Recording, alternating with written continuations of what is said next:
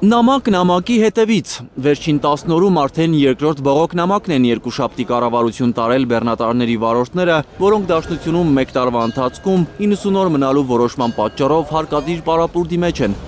Անամպեր են դարձել այս մարդիկ, որ շաբաթներով հազարավոր կիլոմետրեր են կտրում, անցակետերում հնազանդ սպասում են սահմանը հատելու իրենց հերթին։ Նախորդ շաբաթ գործադիրից ասել էին սպասեք, հոկտեմբերի 24-ի ԵԱՏՄ նիստին։ Իրենց խոսքով հույս էին տվել, որ կվերականգնվի մեկ տարվա ընթացքում Ռուսաստանում 180 օր մնալու իրենց իրավունքը։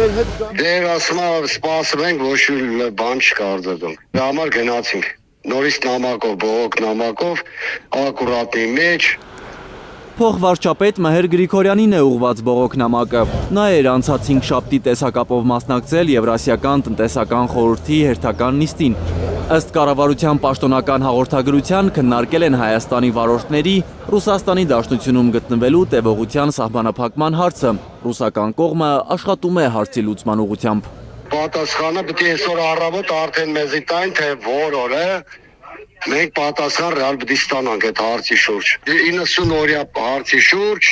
մեկ է դեպորտ եղած տղեկի, որ չենք կարող հելնենք, ոչ էլ աշխատենք։ Փոխվարչապետ Մհեր Գրիգորյանի գրասենյակից փորձեցինք պարզել, թե պատասխանել են վարորդների երեկվա նամակին, հայլուրի զանգերը անպատասխան մնացին։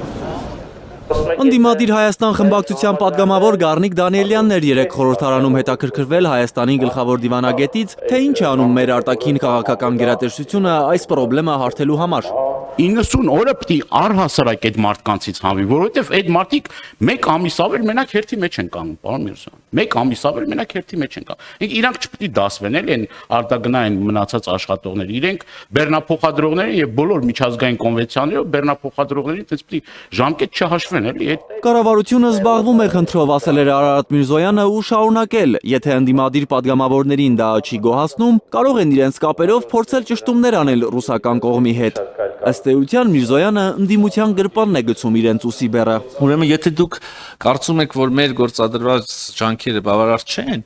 ես կարծում եմ, որ դուք, եթե ոչ անձամբ դուք ձեր սերտ գործակիցները կամ գործընկերները շատ սերտ հարաբերություններ ունեք նույն Ռուսաստանի Դաշնության հետ, նույն Ռուսաստանի Դաշնության խորհրդարանական գործիչների հետ։ Ինչն է ձեզ խանգարում, հələ ինքներդ փորձեք հասկանալ, ինչպիսին են տրամադրությունները այն կողմում։ Մոսկվայի նոր որոշումը մեկ տարվա ընթացքում Դաշնությունում 90 օր մնալը ըստ Միրզոյանի հակասում է ԵԱՏՄ կարգավորումներին։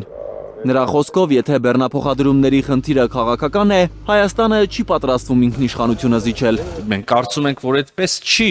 բայց եթե տեսականորեն չի կարելի բացառել, որ այս հապաղումները այս կամ այն երրորդ կողմի կողմից, քննարկված երկրների կողմից ունեն որոշակի միտում, ունեն քաղաքական նշանակություն, կիրառվել իբրև լծակ Հայաստանի վրա այս կամ այն քաղաքական դիրքորոշման համար կամ այդ դիրքորոշման հասնելու համար։ Եթե սա է իմաստը, եթե որևէ երրորդ երկիր մեր բեռնափոխադրումները արհեստականորեն պիտի խոչընդոտի, որպեսզի մենք դառնանք ավելի, չգիտեմ, հակված այս կամ այն կարծիքին կամ ունենանք այս կամ այն վարքագիծը, ապա այս քաղաքականությունը թերևս այդքան էլ հեռանկարային չի։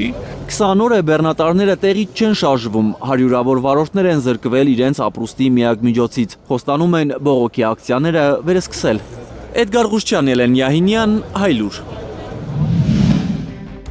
Հայաստանում և աշխարհում տեղի ունեցող իրադարձությունների մասին առաջին իմանալու համար բաժանորդագրվեք մեր ալիքին, սեղմեք զանգակը, որ բաց չթողնեք ամենահրատապը, ամենակարևորն ու հետաքրքիրը։